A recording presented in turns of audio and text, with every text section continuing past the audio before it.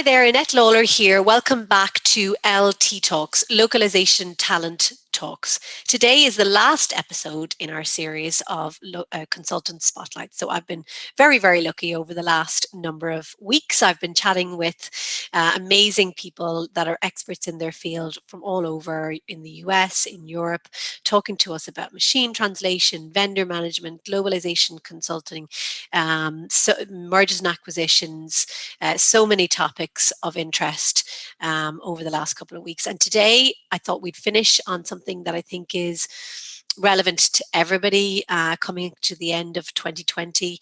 It was relevant in our industry anyway prior, but certainly at the end of 2020, we've all had to adapt in ways that we did not anticipate.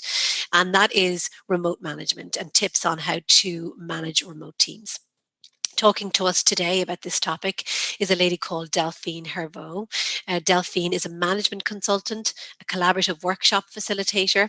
Prior to that, she worked for over 20 years in the localization industry in international operations management, organizational change positions.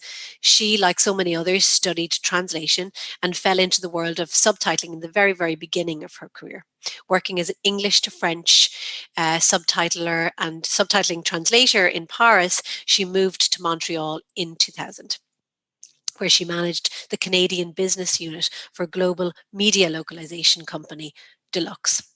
She held international operational positions, including VP of Global Operations, while her responsibilities included operations management, people operations, leadership programs, vendor management, and organizational change.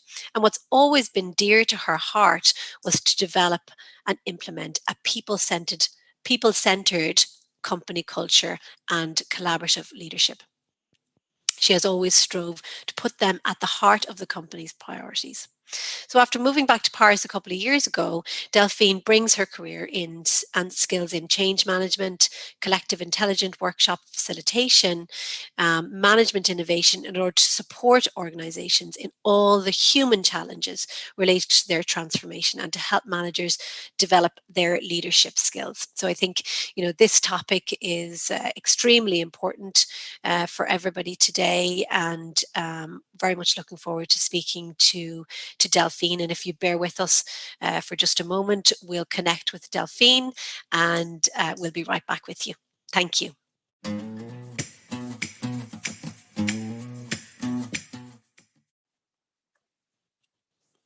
Good morning, Delphine. How are you this morning? Good morning, Annette. Very well. Thank you. Now, I understand that you're in Lyon at the moment. Yes, I am. As a lot of countries in the world, we're going through our second lockdown. And while I live in Paris, we decided to come down to Lyon, where I guess our scenery is a little nicer than our apartment in Paris. So that's where I am right now. Absolutely. We have to do what we can. We're also in the middle of our second lockdown. This is our third week. We've got three more to go.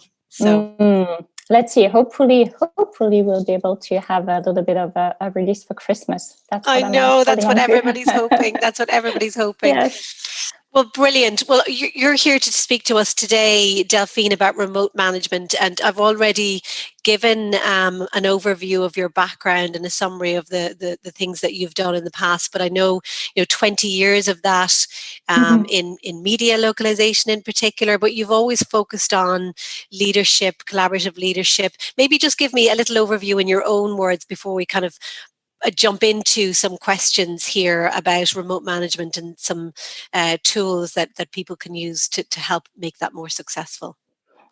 Yes, sure. So as you said, most of my career so far has been in the localization industry, and more specifically in media and in subtitling. I should specify. I have worked and lived for the most part abroad, mainly in Canada, in Montreal. And I have worked essentially for one of the big localization companies or post-production companies, which is Deluxe, for 18 years.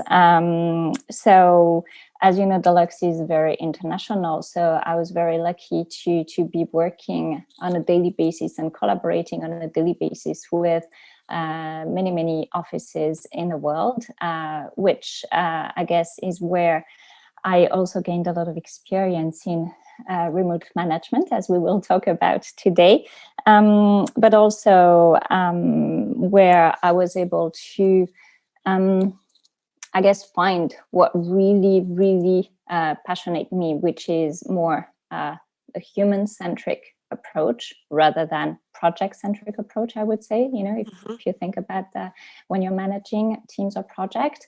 And this is what I would really like to focus on today, is really helping companies or supporting managers, during transformation or during any of the challenges that they're going through right now, and dipping into that experience to help them out and support them. Yeah, I mean, and what a topic of interest at the moment, given the 2020 that we've all put in. In your mind, what ways do you think has the COVID health crisis changed the way that teams are managed? Maybe let's start by taking a look at the context of localization companies before we look at these changes, because to some extent, the localization industry and certainly the media localization industry has always experienced a partial remote management model. For one, in most localization companies, translators are freelancers and they work from home or wherever, co-working spaces, etc. And secondly, many localization companies tend to have a geographically dispersed workforce where everyone is used to collaborating, as I just gave my example, across time zones and cultures without necessarily ever meeting their colleagues in real life. Okay, so and finally, I would say that some localization companies have moved to a certain degree to a working from home model for what used to be traditional in-house positions. I think of project management, quality control, translators recruitment. So I think this industry was definitely one step ahead. And certainly benefited from, or should have, I don't know, we'll see, benefited from its experience when companies had to move their entire workforce to a working from home model overnight. So now, having given this some context, I think we can say that the impact on the ways teams are managed now with COVID-19 have been different, or is different, whether we look at external resources, just as we talked about freelancers, translators, or internal resources. And internal resources there, I mean, what is called usually in-house staff. And if we look at external resources first, where the change probably has been the least drastic, because again, there we're talking about mostly freelance translators, I would say that the main change is probably the fact that the internal teams that they're in touch with, project managers, help desks, what have you, used to be sitting together and at the office and could easily communicate and share information face to face. Now, the challenge for these internal teams who are now working from home is to ensure that they maintain the same level of communication between them as they used to. So how can they do that? I think that, they need to ensure that their processes are up to date, centrally stored, accessible, that information is shared, that communication is constant and immediate between their team, which used to be in-house, and so it can be conveyed properly to the freelancers. And because you could have a last minute change from a client that will impact a deliverable. And if it is not communicated on time to a translator, or payment issue, that could have a big impact. So I think this will help ensure that freelancers do not lose trust in their project manager or the company, and that they remain engaged, which was already a challenge even before COVID. Even before. Yeah. So I think this is, for them, it's the big one. And they need to maintain the quality of the deliverables, not compromise them, so that it doesn't alter the trust that clients have in their service provider. If they're able to keep the same level of quality and turnaround times despite the health crisis. Mm-hmm. So this is really, I think, that main challenge. Now, a key notion here, we talked about when we were talking about those external resources, is that those freelance translators, they chose to work from home. And they're used to it by now. And I think, I don't know if you saw it, but during the first lockdown, they posted very useful tips on LinkedIn. For Yes. example, sharing best practices for working from home, which was great because for them, this is their daily life. So it was very much business as usual. And I think they must have been surprised at how people were panicking about having to work from home. But I think it's natural, that's their life. That's their life. That's it. Now, if we turn to internal resources in localization companies who didn't necessarily choose to work from home and who had to set up their home office pretty much overnight. Now, I think that for those, and if we look again at localization companies or media localization companies, we can safely say that we have a myriad of situations by now, because some companies are sticking to strict home working for everyone. Others are experiencing a hybrid working model, with, 2 days at the office per week, but it means that you never have everyone in the same place, neither working from home, all of them, or at the office together. And some are back to the office. Now, of course, localization companies, we always need to think international. And if we think international, then, some of those big companies may have different models per country. Mm-hmm. You're in lockdown, I'm in lockdown, but others may not be in lockdown. So I think that if we, with the little experience that we've had this year, I think that probably hybrid working models are probably what will become the new normal, even past or beyond COVID. Yeah, I mean, absolutely. Yeah. I mean, just even listening to candidates, and first of all, you're absolutely right. It's nice, actually, for us as an industry to be ahead of the curve for once when it comes to remote working, because certainly, like you, I did see all those posts from translators, with their tips and very useful, lots of them actually. But we as an industry, we're set up to do that just because of the nature of the supply chain, and also the nature that the industry is in its essence a global industry. Yeah. So I think that's fantastic. But yeah, it's this recreation and maintenance of a sense of connection. And I think what you're right, and I've certainly heard it from a lot of companies and a lot of candidates and a lot of managers over the last while, whereby the preference seems to be this hybrid model, whereby a few days working from home and then collaborative days in the office, maybe 2 days or whatever, but they're collaborative days, and you come home from the office and you're enthusiastic again, you're driven again, you've got that, so that's, I think, the sense of connection. Are there some things that you can suggest to help promote that sense of connection? Yeah, for sure. I think remaining connected is a huge topic these days, and not just in localization companies. Okay, let's face it; it's a hot topic in all industries where people are working from home, and it's a common one, definitely across the world. Now, I don't have a magic answer, okay, but no magic wand, Delphine. Yeah, no, but at least let's try and explore and give maybe a few suggestions, and there are many more, than probably what we'll go over together today. But let's start. Now, if we look back even a year ago, and I think we had, there were annual lists for great places to work, positions for chief happiness officers. Now, what does it tell us? That I think it tells us that even pre-COVID, and extended work from home, companies were already concerned with the well-being of their collaborators, and that now that they're no longer have a place where people gather to work, as we just said, the sheer notion of remaining connected becomes essential. So, I think there are a couple of things that can be easily implemented and that are a must, in my opinion, whether working in an office from home or in a hybrid working model. And this was true even before COVID, I think, or at least this is what I was trying to always promote.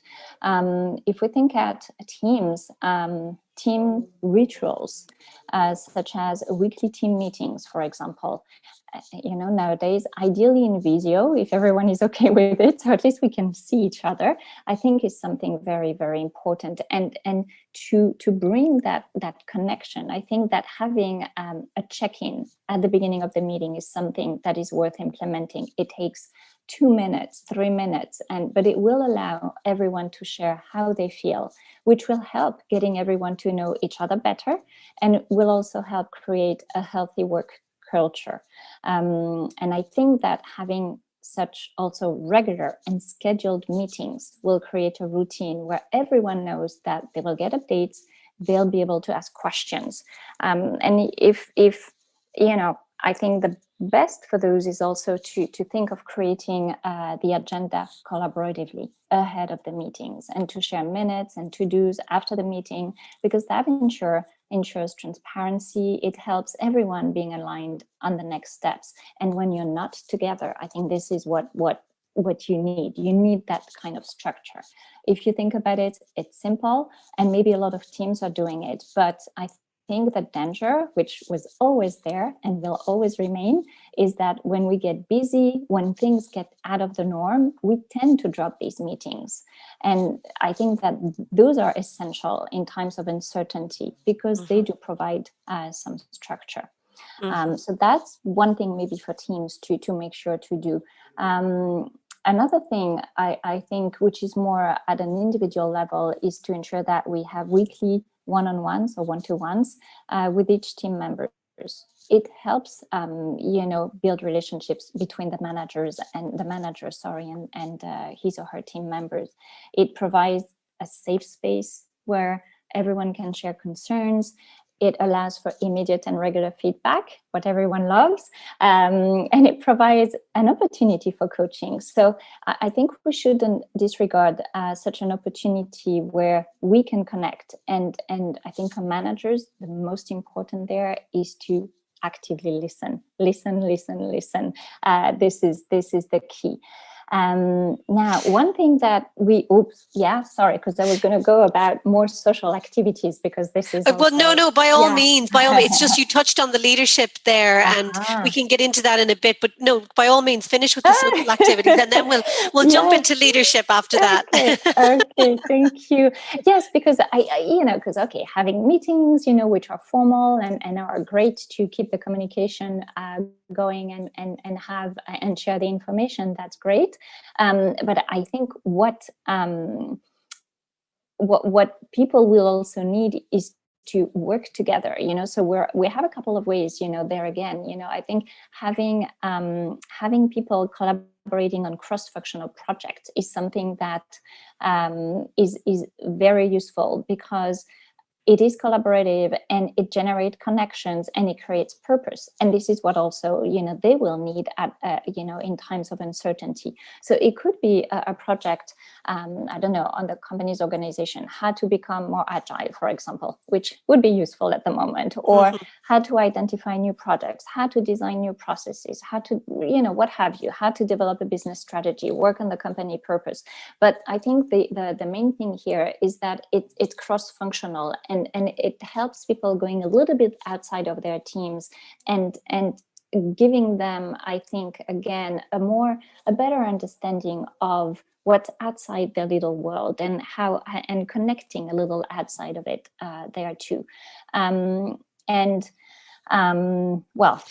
Absolutely. I think you're right. And I think, business functions, but also I think there's a place, and again, it's something I've heard from companies throughout this, that they can bring back even some of those functions, like, the yoga activity that's a streaming class, or, something as simple as that, to build a bit of rapport. It's not the same, but at least you've done it together. You can talk about it after. You might have the same pains, maybe not from yoga, but if it's from running or something, so I think that's also something that we've seen, has been important. Yes, because I think what we lack when we're not together, it's that informal meetings. Yes. It's the fact that, so managers there can engage the whole team in thinking of activities that will help break the days. And that can be a continuum when you work from home. And that's the danger. It could be, but of course, and they know exactly what will work for the teams, because we can always say, how about doing a coffee break? How about having lunch together? How about, but, it's the teams know what will work best for them. So there again, I think it's important to ask them and then work on implementing those. That's it, and listen and implement those fun times or activities such as the ones you were mentioning. Okay. Okay. So talking then about, because this has got to come from leadership, like everything, it's the leadership have to be on board, and there's been an impact of work from home and remote working for everybody. But what about the leadership model? Yes. So I think we can say that just like COVID-19 accelerated the shift to working from home, this new way of working is shaping a new type of leadership. And even before COVID, we can say that the older models of management, more top-down, hierarchical, seem to have reached their limits. And they were, I would say, to some extent, or to a great extent, unable to keep pace with today's corporate complexity. And now, if we look at today, leaders and managers find themselves in an environment where they need to think differently, act differently, and interact differently. And as we mentioned a little earlier, open communication, information, collaboration, and connection are essential in this new normal, and our new normal today is unpredictable and disruptive as an environment. So I think it calls for a more human-centric approach. And of course, this would be my approach. So but where managers need to be closer to their individual team members, where they need to be more attentive to their mental well-being, to their emotional health. I think it also calls more for more collaboration, for more autonomy. And managers there will want to delegate, to give responsibilities to team members, and to trust that the job will get done. And this new reality, I think, will, as we mentioned, when we talked about cross-functional project, it calls for looking outside the teams, outside the department, outside the service, and get connected across the organization.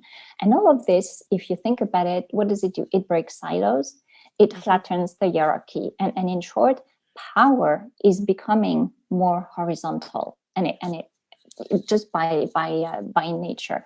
And I think it is a fabulous opportunity here for localization companies to make a shift in their leadership model. And I hope they will seize the opportunity, because the conditions that we didn't choose are definitely met. And it could be, I'm always trying to be positive, it could be considered as one of the upsides of the health crisis. And if you think about it, really, the dynamics will change forever between managers and their team members. With working from home, I think we enter into each other's intimacy. We use video conferences as a way to connect, but it's also invasive, right? It gives you a peek of people's home, of their family, in a more relaxed context, and in a way, it levels everyone. And okay, I'm not saying here that that everyone, that it erases, all the differences, because home circumstances are going to be very different for everyone. What I'm trying to say is that in Zoom, everyone appears in the same little square. And there again, I think it flattens the pyramid symbolically, which is pretty big when it comes to, if you think about leadership, it's very symbolic, but I think it's very powerful. I absolutely agree with you. I think it's very true. And I think, in the beginning, people were nervous to turn on the screens. But, I was only commenting yesterday with somebody that, I've seen more people that I've been talking to for the last 12 years actually on the screen. People that I know their voice. So I met them on the street and they start talking to me. I'd know who they were, but maybe we haven't seen each other physically. So even from that aspect, and that's with the client, and it's internally, and it's with management. So you're right, absolutely. It does. I mean, we all look back to that video where it was the news broadcaster that had his little child run in during a recording before COVID, and it went wild on social media. And now that's our norm. Nobody cares. Well, that's it. But I think it does say, I mean, say at least it because you're right, at the end of the day, everyone will have a different home. They may be sharing the living room with their partner, with their children, their cats, their dogs, their goldfish. But it's also true for managers. Okay, so there we need to, I think that for managers, if I go back to managers, they need to keep in mind that not everyone is impacted the same way. And they are the ones who will need to ensure that everyone has the appropriate tools, the appropriate equipment to work from home, but they also need to get that very good understanding of the setup of each of their team members. And they need to make sure that, yes, the technical bases are covered because it guarantees continuity, but being aware of their team members' environment will prove useful in case personal support is needed. And I think, one of the dangers, I think, and we didn't talk about it yet, but definitely one of the work-life balance is definitely a topic and something that we need to be very, very mindful and very aware of, because when working from home, the boundaries between work and home, they will tend to get blurry. And I think that studies have shown that for the most part, we're pretty efficient when we work from home. I mean, there might be some exceptions. And then, if we have to share the space with children, it is going to be a challenge. But I think managers shouldn't worry too much about productivity. That's not, to a few exceptions, that's not the worry. What they should worry, it is about helping their team members setting boundaries between work and home. And schedules may need to be more flexible to account for life realities. After hours, they need to be openly discussed. They need to be agreed upon. They need to be communicated, and they need to be respected. And in media localization, this is a double, triple challenge, because projects need to be delivered 24/7 all year round. And it was already something that was probably hard to set and to respect, that those boundaries. So I think it's all the more reasons to pay close attention to this aspect today. And it is the role of managers or of project managers to be very mindful and aware of the risk of burnout, for example. The localization industry is very, very demanding, and managers will need to pay extra attention to those signs.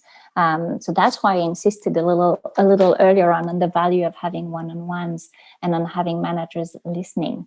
I think it's so true. And I've really heard it from many managers, that there's a concern that it's not about productivity, that's not the concern, but the concern is about welfare, well-being, burnout. And, the good ones have come and said, I've heard the good ones come to me and say, we've implemented a policy to ensure that they're not at their computers more than 8 hours, and if they are, that we find a way to take that away and move it to something else. Now that's not always possible, but it's just finding, and of course you've got to make meetings. You've got, we live in a 24/7 environment pretty much in the localization industry, but it's something that I have heard over and over again. So I think you're absolutely right when you say that it's the boundaries that's really important. But, all of this is fantastic and it's people centric, but we can't obviously function without tools, right? So we still need the tools, and we're lucky. We live in 2020. There's lots of tools. And I think, on top of that, there'll be a whole set of new tools that will come, because, people are seeing there's always opportunity in times like this for entrepreneurs. What new tools have emerged to this new normal, do you think? So Have you seen? yes, I have. I mean, I think maybe some existed, they existed already, but again, just like everything, it has accelerated the use for a lot of tools. I mean, so what have we said so far is that collaboration was key, and that, as we just said, collaborators know their job and they should be trusted with performing them. Now, how can we, however, keep them doing the work together, keep them connected, keep them engaged when they're apart? I think this is the challenge there with the tools. Now, I personally, I believe in the power of collective intelligence, and in the fact that creativity and innovation is accessible to all. The people who do the jobs are usually the ones who have the answers. Managers need to provide them with the place and the tools to kind of poke them, and so these answers bubble up, okay, and to capture their insights. And the tools to do that can be very basic or pretty fancy. And I mean, of course, earlier on we talked about people need to be equipped. Okay, so they all need to have the phone, the laptop, the connectivity. And I assume that all of this has been taken care of, because this is the basics. But if we think of tools to work more collaboratively, those, they can range from a simple survey to quizzes to brainstorming sessions, and they can take place face-to-face or online. It can be done with as few as 5 participants or with thousands. I think the most advanced tools are what are called online collaborative platforms, and those will have the capacity to mobilize a large number of participants. It can be thousands, around key stakes or challenges, so they can, I'm going to use a very, one of those buzzwords, so they can co-create new solutions in a short time. For example, defining a company vision with all employees and not just with executive team, as it used to be done before. Now, the thing with those fabulous platforms is that not everyone will have the budget or the buy-in of the executive team to use them, to embark into such a project. So let's look at some super simple, accessible, and effective way to mobilize teams. I think one of them is really to design, to run what is called a collaborative workshops, or, in some fancier terms, a collective intelligence workshop. And I think we have some companies that have already a workshop culture in their DNA, but I'm not sure in the localization industry, that most will have that kind of DNA. So let's, what are those collaborative workshops? I think I'm going to try and put it super simply. It's a group meeting, so we're all used to having that. In which a team applies methodologies to analyze problems, to brainstorm ideas, to generate solutions, take decisions, create plans. And this applies super easily at work, because we can use them to run a seminar online, to reorganize a team, to collect ideas, to reframe a strategy, to foster cohesion. I mean, some super, what we think we do every day, except at the end of the day, when we have a meeting, when we're supposed to brainstorm, I don't know, it ends up in another place, which might be a good place, but maybe didn't meet the objectives of the meeting. Okay. So I think that these workshops, originally, they used to be held face-to-face, but with COVID, they've all been adapted and they can be run 100% online. And, because we're talking about tools, some fancy tools can be used, but a super simple setup using Zoom, and everyone is on Zoom these days, or Zoom or Teams or whatever, where you can allow for a large number of participants, but also have virtual breakout rooms, and using a shared interface to brainstorm ideas. And you have Klaxon, you have Mural, you have tons of interface that can do the job, but you can also use something as simple as a shared Google Doc, and everyone, is using, that in their daily working from home context. And the ideal, when you organize such a workshop is to have the overall process of the collaborative workshop taken care by professionals, which are called facilitators, or by someone outside the team. And if it is well set up, I think you're sure to drive collaboration and engagement beyond also meeting the objectives of that meeting. So we have seen a lot of those tools emerge, and the need for collective intelligence. I think they're feeding off each other, but in a positive way. If you, I don't know if if it makes sense. No, absolutely. I mean, and this is something that you've done. This is you've acted as a facilitator for companies in the capacity, and fantastic, fascinating. It must be very interesting to go into different organizations, and I guess everyone you go into, you're learning yourself a little more as well as them. Yes, and I think there are two ways to look at it. You could feel, I know nothing about this industry. How am I going to do? But at the end of the day, the facilitator is not a consultant that brings the expertise. So it's, in a way, sometimes it's a good way not to know anything, because you stay super neutral and you really do your job as a facilitator, and you're not influencing. The danger is influencing. You're not here to influence or to teach or to train. You're here to facilitate, to make sure that the collaborators, the participants, to help them, as I said earlier, to make sure that everything bubbles up. So I think that sometimes it's good that, depending, you need to know some minimal, otherwise you don't understand their lingo. You can get lost, and it's really important to be comfortable, to be familiar with the terminology that people use. But I think it's more often than not, it's not a bad thing not to know the topic. At least for those type of workshops, not for everything, but for those type of workshops, sometimes it's good. Okay. It's a fascinating topic, and one close to my heart. I mean, anything to do with people, of course. I mean, the people business is very interesting, but in particular, I think for everybody at the end of this very long and tiring year, ways to work better remotely. And as you said, there's, we see some positives, and we have to see some positives out of all of this. But I don't know about you, I'm going to put the Christmas tree up early. We were just discussing it this morning, really hoping that we won't be under lockdown for Christmas, because that is going to be really hard. And this is, anyway, everyone, it's hard for everyone. So let's hope. Yes. Absolutely. Absolutely. Well, listen, thank you so much, Delphine. It's been lovely chatting with you. Thank you very much for your insights on this topic. Thank you for having me. It was really nice, and I hope we were able to cover or to give you a few tips to everyone. I think those are very important topics. And again, when we are in a crisis, we tend to not think about them, and they are the ones that will help everyone, get their head above during the crisis. So I think it's those are very absolutely. I agree. I think we've covered some really important stuff. Thank you very much, Delphine.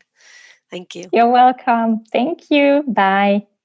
Thank you very much to my guest today, Delphine Hervot, talking to us about remote management, managing remote teams, tools on how to help manage them better, and how to build connectivity of global teams, something that's been a challenge for the localization industry for many years, but now is also a challenge for so many other companies in other industries, and for all of us really coming to the end of this challenging 2020.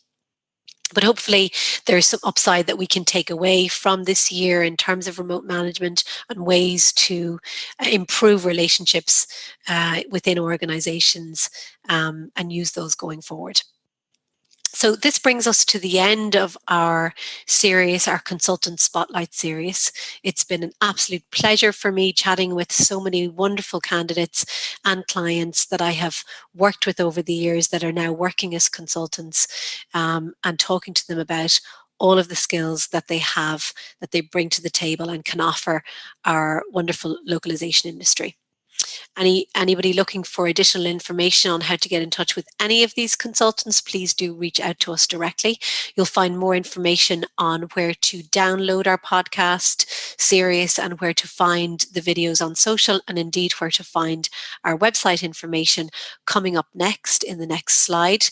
Please bear with us for the next couple of weeks while we decide on the topic of our next series. If you have any suggestions or any topics that you would like covered, then please do get in touch with me directly or with any member of our team, or pop us an email to our info@linepeopleglobal.com, and we'll certainly take these into consideration. We may even decide to put out a poll with some topics that you guys can choose from, and we'll decide on what everybody wants for the next episode or the next series of episodes from LT Talks. But I'm Annette Lawler. Thank you very much for watching. More where to find us, as I said, coming up next. All the best.